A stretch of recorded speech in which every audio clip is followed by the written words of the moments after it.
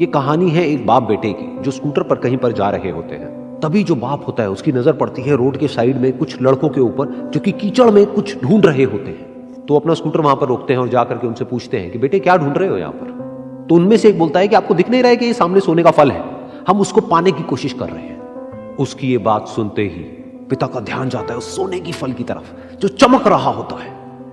फिर उनके माइंड में कुछ इमेजिनेशंस बनने लग जाती हैं कि काश ये जो फल है ये मेरे बेटे के पास में आ जाए तो ना सिर्फ उसकी बल्कि मेरी भी जिंदगी बदल जाएगी। तो बिना सोचे समझे अपने बेटे को धक्का मार देते हैं उस कीचड़ में और बोलते हैं कि तुझे किसी भी कीमत पर वो फल लेकर के आना है। लेकिन बेटे को वो फल नहीं चाहिए होता है, उसके अपने कुछ और ही सपने होते हैं। वो बहुत कोशिश करता है अपने पिता को ये समझाने की कि मेरी खुशी इस फल में नहीं है, मेरी खुशी कहीं और है, मेरे सपने कुछ और है।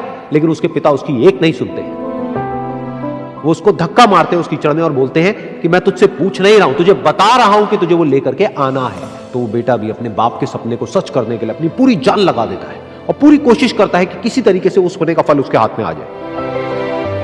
लेकिन जैसे जैसे वो हाथ पैर मारता है उस फल को पकड़ने के लिए वो और नीचे धंसने लग जाता है और फिर जाकर के उसको समझ आता है कि ये कीचड़ नहीं है, ये दलदल है। वो चीखता है, चिल्लाता है, अपने पिता को आवाज लगाता है, लेकिन उसके पिता उसकी एक नहीं सुनते। बोलते हैं कि बहाने मत बना, और भी लोग हैं वहां पर जो कर रहे हैं, तो जब वो कर सकते हैं तो तू क्यों नहीं कर सकता। तो एक बार वो फिर से कोशिश करता है और अपनी पूरी जान लगा देता है, लेकिन उसके बाद भी उसके हाथ में कुछ नहीं आता है और वो धीरे धीरे नीचे धंसता चला जाता है और मर जाता है। तब जाकर के उसके पिता को एहसास होता है कि उससे कितनी बड़ी गलती हो गई। वो वहीं बैठ करके रो रहा होता है, चीख रहा होता है, चिल्ला रहा होता है। तभी वहां पर एक साधु आता है और वो साधु उस आदमी से पूछता है कि तुम क्यों रो रहे हो। फिर वो आदमी उस सोने के फल की तरफ इशारा करते हुए उस साधु को अपनी पूरी बात बताता है और बोलता है कि इसमें मेरी क्या गलती है, मैंने तो जो कुछ भी किया अपने बेटे की खुशी के लिए किया। तो वो साधु उस फल को ध्यान से देखता है और उस आदमी को कहता है जिस सोने के फल की वजह से तुमने अपने बेटे को गवा दिया, कम से कम एक बार ध्यान से उसकी तरफ देखा तो होता कि वहां पर कोई फल है भी या नहीं। ये सुन करके उस आदमी को गुस्सा आया और उसने कहा कि सामने तो दिख रहा है फल, आपको नहीं दिख रहा क्या।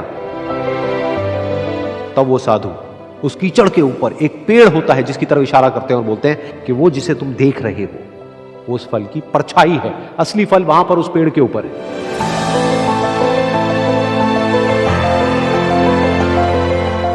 फिर वो साधु उस आदमी को बोला कि अपने बेटे को जबरदस्ती धक्का देने की बजाय और उसको बताने की बजाय कि तेरी खुशी किसमें है, अगर तुमने उससे पूछा होता कि बेटा तू बता तू क्या करना चाहता है और तेरी खुशी किसमें है, तो ना सिर्फ तुम्हारा बेटा जिंदा होता बल्कि हो सकता है कि उसके हाथ में वो असली सोने का फल भी होता।